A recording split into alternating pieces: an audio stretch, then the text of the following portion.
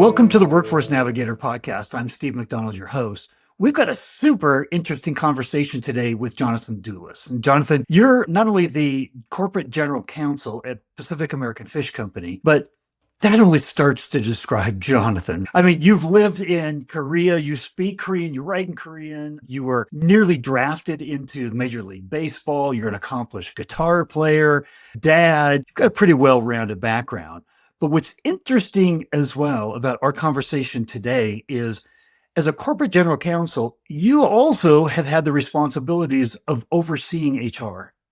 So that's our topic today is an outsider's perspective, even though you're no longer an outsider, you've overseen HR, but you have that really interesting from a senior executive level, an outsider's perspective of the importance of HR and how it's actually not a support function in a company, it's a driver of growth. It's an engine for growth for the company. But before we get started in that, I'd love to have you just expand a little bit more on your background before we jump in and get started. Yeah, absolutely. So I think we talked about it in the past. I've come from, I guess, a long line of entrepreneurs. My dad, he owned Little Caesars franchises growing up. So I like to joke around that I probably started working in his stores by the time I could reach over the counter. Definitely broke some wage and hour laws. Didn't know about it then, but I do know about it now. So I've had some talks with him about that. I think he owes me some back wages, but yeah. So I grew up in that when everyone pitched in all the time. I think anyone who grows up in kind of that environment understands what that is as a family where everyone's pitching in the family business. So that kind of drove me interest in business. And then as I got older, I ended up living in Korea for a few years, taught some English, studied Korean. When I got back, I was at the University of Utah and I had the opportunity to start a restaurant of my own with my sister. So we did that for a few years. I actually ended up dropping out of college for it for a minute. And then the recession hit and I thought, well, we can stay here. I wanted to franchise and we had opportunities to franchise in Canada and everything like that. And then the recession hit and thought I could sit here in the store and sweat away working. I had 2 restaurants at the time, or I can focus on getting back, finish the last semester and a half of school, whatever I had left, and then go to law school and do what I wanted to do originally. So I ended up doing that. We ended up selling the restaurants, moved back to Southern California and went to law school in LA. I started law school at 30. So I was kind of an older, and my son was, I think, 3 or 4 at the time when I started. So it was an interesting way to go to law school.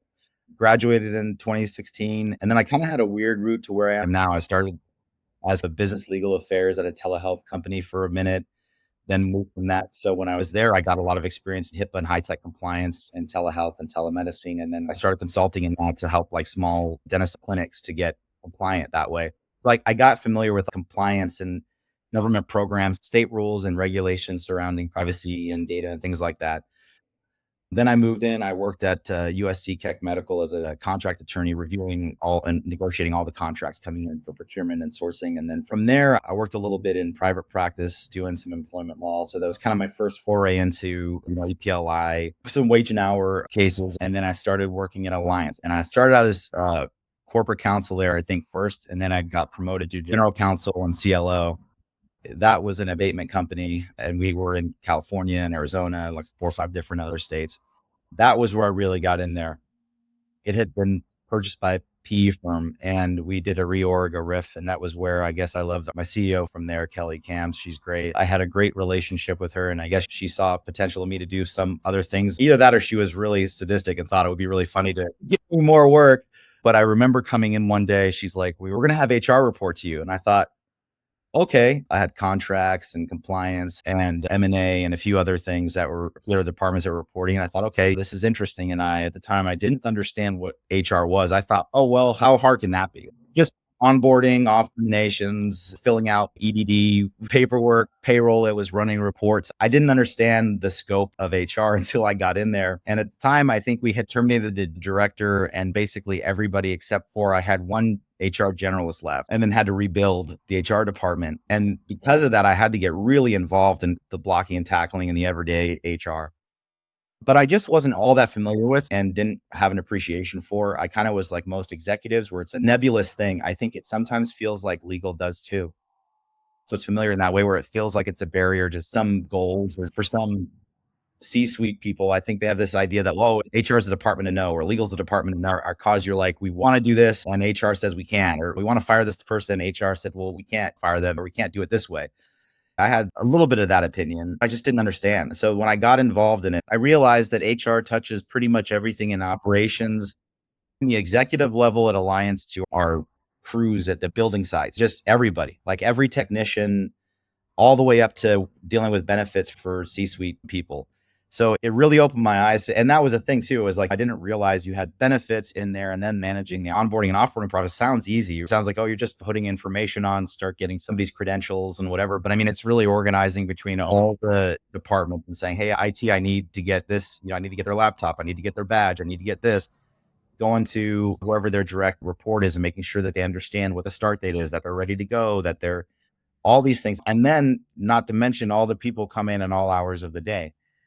We've had people come in at PAFCO, where I'm at now. It was a similar situation. When I got hired, I mentioned that I had HR report to me, but that wasn't part of the job description at the beginning. And then my first day, they were kind of like, are you ready to meet your team? And I was like, oh, I have a team. And they're like, oh, the HR is reporting to you. I was like, oh, okay. I know what that's like. I've done that before. And we're 24 hours a day, 7 days a week, holidays, everything. So I'm like, we'll have people come in talking to day and night with complaints or personal situations or issues with whatever the job is. And you realize that it not only are you doing all these functions of, hey, you got to do investigations, you got to do the onboarding, offboarding, benefits, you've got to explain things.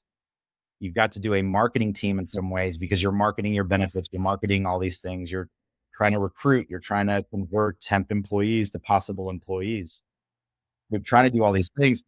And then you get people saying, hey, this happened, or workers' comp, that incident happened, I got hurt this way. And then you got to do an investigation on that. It's just so broad. And that's the thing, is it's emotionally and intellectually can be very tiring too. So I gained a deep, deep appreciation for what HR is and how much it touches. So yeah, that was like drinking from a fire hose.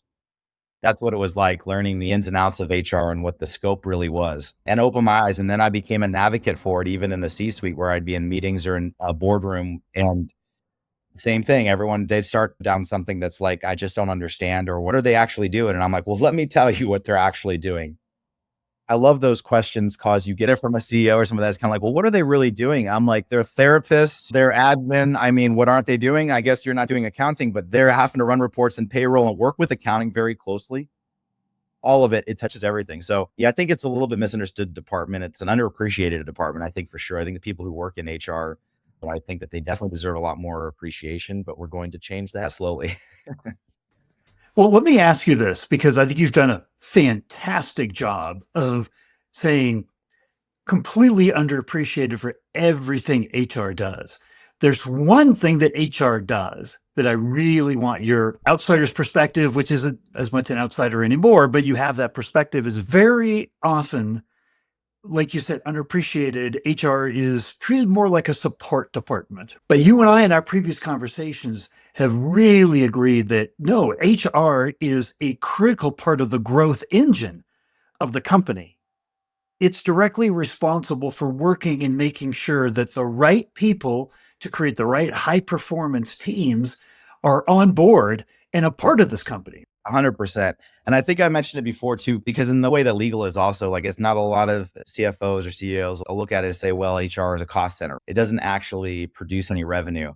And my response, same thing with legal. Legal is a cost center, doesn't really produce any revenue. I'm like, that is true in the technical sense, but what they are, they're a cost avoidance center. And the reason why that's so important, and to drop back to the point of the growth engine issue, is that you cannot scale without having an understanding of what that means to your organization, what that cost avoidance and risk avoidance means otherwise. And I've seen it before, where the reason why the dam to your growth is HR, because they're either not scalable, they don't have the resources, they're not supported enough to be able to put those people in place that you're going to actually need, and then support them and support their employees to be able to actually grow the way that you need to grow. And it's a shame, because if you actually get that balance, the companies who do it right are really good at that. You can see them scaling because they're setting up their HR and they're setting up their risk mitigation and all that to be able to service the next level.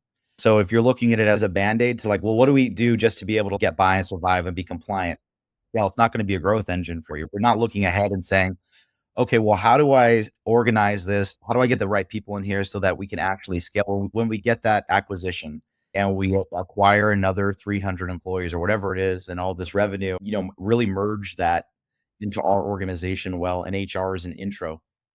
I don't think people understand either. I think we talked about it a little bit before, of how much of a driver HR is in the M&A process too. And I've done a lot of the M&A in the last couple of gigs.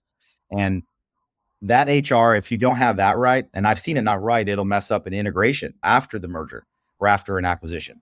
So I can't stress enough with people, if there's any executive that are listening, and if you are positioned for growth and to want to grow, having the right people, not only in HR, will allow you to have the right people in all your other vital positions, and then to be able to support them too and support the group. That's really the important part. That's, I think, how HR really does help drive the growth in an organization.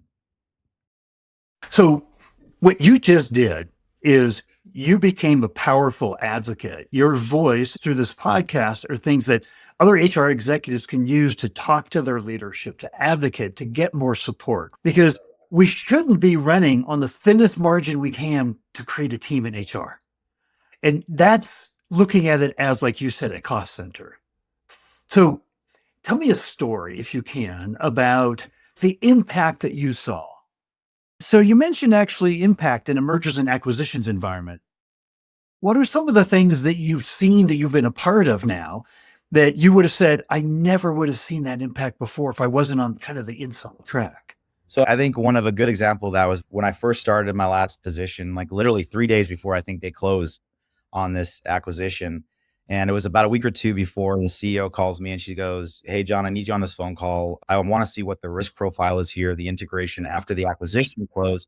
And she had started after the acquisition too. So she was put in place by the private equity company. So she didn't have a lot of background into what the negotiations behind it and who the players were. She's like, "I want to know what the risk is here and like where we're at with it. And I want your perspective." I was like, "Okay, no problem." I get on this phone call. It was a disaster. It was an asset purchase and they didn't set it up as an asset purchase. They were operating like as a stock purchase. So it meaning that they hadn't terminated and hired all their employees into a new entity. They were using the old entity.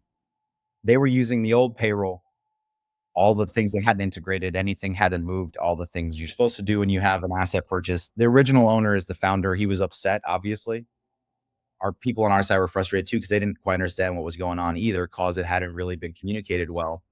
And one of the things I noticed really quickly was I was like, where's HR? Where was the communication? Like the total lack and breakdown of communication. I think HR plays a vital role in these situations in that communication process, primarily between the new entity and us and saying, "Hey, here's what we're going to do to support you," because it's scary when you get acquired by a much, much, much larger company and you're an employee of this other company, especially the employees.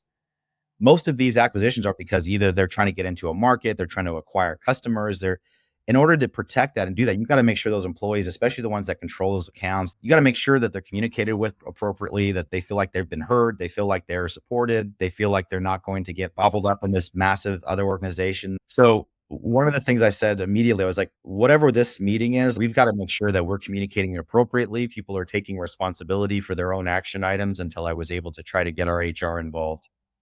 We ended up changing this right before the riff happened, actually, of that company. So we ended up moving things around, but I was like, we got to send somebody out there, like, this has to happen now. We got to start communicating. We got to start understanding. They're asking questions. What's going to happen to my 401k? What's happening to benefits they have? Because there are people and there are issues that these people are worried about. Their vacation days and holidays, these are all different. They're the company that we acquired with an organ. So the laws are different. The sick days are different. So all their vacation days going to carry over. Some of these guys have had like 150 vacation days. And then they're like, oh God. And they were working on government projects and stuff too. So the way that they had their 401ks and some of them had a lot of money in the 401k, how's that going to work? And they were getting frustrated. It wasn't that nothing was being taken care of. Everything in the background that was trying to happen was they were merging everything together, trying to work on that end, but they just weren't communicating it really well to these employees. And it was causing all sorts of unnecessary panic. And that was really where I was like, okay, HR needs to step in here and they need to be the voice and communicate. We need to get some senior people out there to be able to talk to the employees directly, to be able to articulate what's happening, what they can expect in the next 30 days, 60 days, and then go from there. And that's really where, especially in a situation where HR can really make the difference of success and failure in that case, even after that, that's part of the reason when we did the riff. What we did was because it didn't work out well. Even when we got out there, it still was a little bit unorganized and not handled really well. So it was a learning experience for me. I went out there directly and was talking to everybody before we even closed. And I knew what to look for at that point. I knew what the pain points were for employees. So it was much easier to understand how we needed to communicate, when we needed to communicate, and how to partner with the existing ownership or outgoing ownership, because sometimes they were staying on, sometimes they wouldn't. But it's so hard because it's emotional. People are scared, they're frustrated, they don't know what's going to happen. And then you get sometimes people who are jaded or they've done it a bunch of times and they're like, don't worry about it. But to them, it's their life. You got to empathy for people because for them, it's a once in a career thing event. What's really interesting about all of this, and I'm going to tie this back into a previous conversation we had too, is we were talking before about the importance of a culture. And in that environment, all of a sudden, it's like all bets are off. The culture we had, the company we had, what we could rely on is changing. Like there's no rock foundation anymore. And change is huge. We are all scared of change. None of us are comfortable with change. And this is some of the biggest change around. So take me back to the conversation we had earlier about the importance of culture, because that's what I kept thinking about as you were telling that story. What is the role of culture in creating and maintaining and attracting these high performance teams that are going to take the business forward? Because those same high performance teams in that scenario you were just articulating there, they were probably worried about their job. It tore at the fabric of the foundation of the culture that you'd put together. So I'll just turn it over to you. I asked about 5 questions there. Yeah, I remember the conversation we had. It really is. And that goes hand in hand with what we were just talking about. When you get in those situations, because part of that message that you're articulating is what your company culture is. And in that scenario, I was in a position where we were trying to figure that actually out, even from our side. Like we kind of knew from the executive team what we wanted the culture to be, but it was a newly acquired company too. So from our perspective, when I was new coming in, our CEO was new. It just started maybe a week or two before I did. So we were both start trying to figure out what we knew we wanted a culture of. It's going to sound corny, but I feel like whatever reason, when I said that, I think of like the Care Bears or whatever, like it's just a really cheesy thing. But I think it all starts with being genuine, not trying to put on, because people, I think, and especially in those settings we were talking about earlier, where you're trying to attract really high performing people, we're also trying to keep those high performing people in the companies that we're acquiring. And I think what attracts people is cutting out the bull crap. So a lot of times I think people will come in and they have this dog and pony show and you feel like you're getting sold a used car that's going to break down in a couple of weeks. And no one wants that. And you can see through it so easily. If you're a genuine person, you genuinely caring about the people that you're working with and trying to preserve what they've built over the last 30, 40, 20 to 50 years, let's say, because that's the range of companies that I've experienced acquiring that have been around. You're trying to say, we care about you.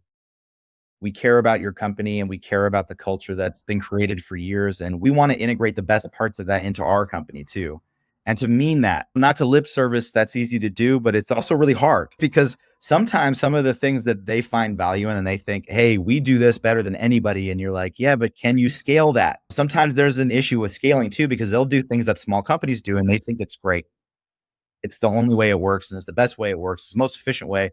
And you're like, yeah, but we can't scale that because that only works because you guys are at X doing it in this market. But when you're in 30, 50 different markets and you're doing $200-300 million or $500 million, the same things just don't work. So you got to also be genuine and be upfront and honest and say, hey, look, let's work together and figure out the things that do work and don't work. But it all comes down to coming from a place, and you can help make that transition so much easier by just cutting the bull crap out and being who you are and genuinely trying to care for whoever it is that you're talking to and dealing with and trying to communicate with at that time, because they'll sense that from you and they know that no one wants to be in a disingenuous company or be a part of it. If everyone, I think, knows when it's happening. And that's part of that. I think that's the most important part of culture, is that culture of caring, a culture of keeping people and surrounding yourself with people who are genuine and who are not trying to perform, not trying to put on a show or be something that they're not. They're good at their job. They're very confident and they are who they are. And then from there, as long as you're honest and you're genuine about it, you can have those difficult conversations and you can get through it, come to an understanding, and then you can build the culture on that. But I think if you don't start building culture from that, no matter what you do, you can offer all the perks and sleeping pods and whatever tech company nonsense that everyone has. And they think, well, this is what the culture is. It's about ping pong tables and bouncy balls or whatever it is. I'm like, no. It's about people who are trying to have genuine connections and interactions with other people. And as a team leader and an executive, if you don't genuinely care about the people who work either directly for you and in your organization, your company culture is going to be broken no matter what else you bring in. It's not going to work. And then every company you acquire after that's going to have a problem too. So it's a really, really important thing that you bring in truly genuine people that you can trust, that are who they are and aren't trying to pretend like they're something that they're just not. People see through it like that, and no one wants that. Well, here's what I'd love to do is I'd love to have you articulate what you think are succinctly, because everything you described there was really important in terms of creating a company culture. This question is, why is company culture important? For the things that board level, executive level people like retention, attraction, revenue development, why is company culture so important to those kinds of things? I think it gives you an identity. I think company culture is important because of the identity and also reputation. Because without that identity and reputation, how do you interact in the world? I know from personal experience, if you look at it like a personal brand, like we're talking not about Pafco or Alliance or other companies or Keck or USC or whatever. They're like, look at the brand of like Jonathan or Steven and say, okay, well, when people interact with me, what do I want them to come away feeling like? Or what impression do I want to give them? If I can give them the right impression and let them in and let them know who I am, as long as that's who I am is good and honest with you. It's not like when you let them in, you're like, oh my God, there's nothing there. It's like when you let them in, there's value there and you're offering something that's real and genuine. I think that that identity is important because not only that will attract like-minded people, that will attract people who are genuine, hardworking, good people who are going to make the right decisions, are going to be able to be articulated, are going to be able to articulate the goals and the value of your company or your own brand. Then that reputation that you develop when you do acquire another company, the other company becomes excited. Now they're not scared because now they know they're like, oh my God, we got acquired by this company. I know so and so who works at that company and they're amazing. They do this and that. And this is the way they treat their employees. And the CEO is awesome. And the CLO is great. That reputation will benefit your revenue. It'll benefit your retention. It'll benefit your recruiting. You cannot underestimate that. No, I really believe because even in my own experience, we were talking about before we started talking to the kids and things like that. When you say I tell kids, I'm like, it's not about what you know, it's about who you are, how you can connect with the world. When you do that, when you're interested, when you have experiences, you connect with people and you show that you care and you're genuine, the experiences come to you. So I equate that same kind of logic to company culture because the company culture can attract. I've done it when I'm looking for jobs. I'm looking for places where I know people who have told me either by word of mouth or by reputation that, hey, this company is awesome. Their employees, their product is great. Their service is amazing. All that's so important. It cannot be undersold at all. It creates the brand. Like you said, it creates that culture. It's all the same thing. That's so well articulated. And one of the things that you said there is we tend to forget that when we're looking to hire people, they're evaluating us as much as we're evaluating them. So here's what I would love to do. We have talked about so much because we can only remember so much, our poor human brains, like two or three things. So I would love to know for the audience in like 30 seconds or so, what would you want them to have as their main takeaway from everything that you've talked about here today? I think because I firmly believe this is the sole reason for any success that I have in the world, from being able to be married 18 years to my wonderful wife, to having a great kid who's about to turn 16, to any success I have in business or anywhere else, is that be who you are, be genuine. I had a CEO one time, she brought in another employee that they had, and she brought her kid into work. And one day we were interacting with this other employee. And then I came in and we started talking to the CEO's kid. And later on, she called me and she said, I had a conversation with my son afterwards. And she said, I asked him if he could tell a difference between the way that John was and this other employee was. And they started having this conversation about what it was to be. And I wasn't trying to do anything. We were talking about music or something.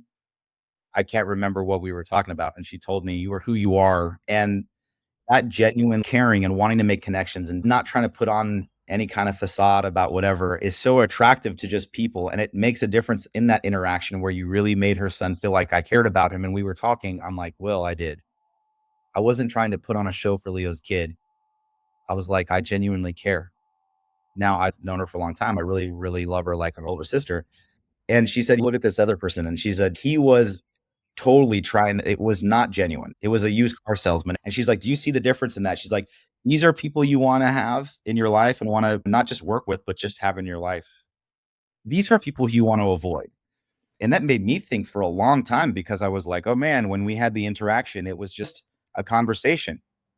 But it really made me realize the impact of just doing that, of being who you are and the caring can have on other people. So I think if anything that you can take away from, especially as leaders, my God, especially as leaders of companies, you've got to care for people. If you can't, you will not retain anybody. You just won't. I went from a company where I had the worst boss I've ever had in my entire life to the best manager I've ever had in my entire life. Mina Gabriel is one of the best managers I've ever had in my entire life. And that dichotomy between those two experiences were so impactful to me. It was like I learned what not to do and I learned what to do. The way it makes you feel and the loyalty that he has. I have conversations with Mina today. Like I'll still connect with them and I'll run things by him or whatever. Those connections will last you a lifetime. That connection with people, that loyalty that you'll breed in people if you just care. I can't express how important that is. I think that's the most important thing in not just business, but in life. I think that's a lot of wisdom packed into that. Here's what I know for sure coming out of this, people are going to have questions. I guarantee it. Is it appropriate that we give out a link to your LinkedIn profile and people could reach out and ask those questions? Of course, yeah, yeah. Well, my wife actually said I'm not a shy person. I definitely enjoy talking a lot. And when you said 30 seconds, I was like, I'm not going to probably be able to answer this in 30 seconds. I don't think I've ever answered any question in 30 seconds, if I'm being honest. I'm more than happy to talk to people, have people reach out, ask any questions that you want. I'll do my best to answer to the best of my ability. I love making connections with people because I genuinely do. I love interacting with people. It's one of the things I think in HR that draws me to it in the end is that it's human resources, it's humans. And like, again, if you can't be a caring human, it's an awfully hard and lonely world and it doesn't make business any easier. So yeah, absolutely. Well, Jonathan, thank you so much for coming on and sharing from the heart. It's genuine. There's no doubt about it. So I just want to say personally, thank you for coming on today. Oh, my pleasure. I really enjoyed it.